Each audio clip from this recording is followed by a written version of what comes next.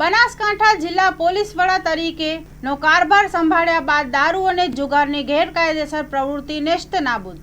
બનાસકાંઠા જિલ્લા પોલીસ વડા તરીકેનો કારભાર સંભાળ્યા બાદ દારૂ અને જુગારની ગેરકાયદેસર પ્રવૃત્તિ નેસ્તનાબૂદ કરવાની સૂચના અન્વયે બનાસકાંઠા એલસીબીએ કમર કસી જિલ્લાના ધાનેરાના માલોત્રા ગામે પાર્લરમાં રેડ કરી 55,000નો વિદેશી દારૂ પકડી પાડ્યો છે।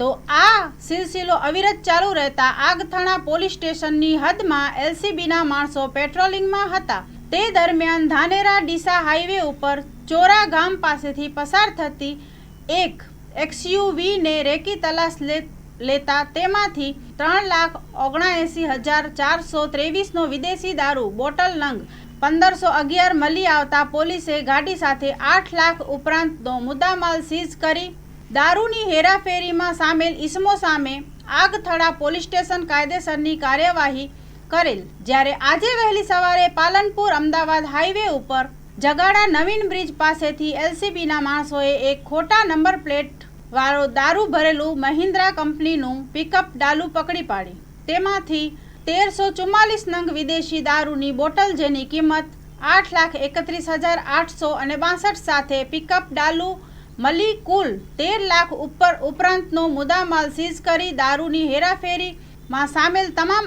આરોપીઓ વિરુદ્ધ પાલનપુર તાલુકા પોલીસ મથકે કાયદેસરની કાર્યવાહી કરવામાં આવેલ છે। Story report by Suresh Raval, Banaskantha.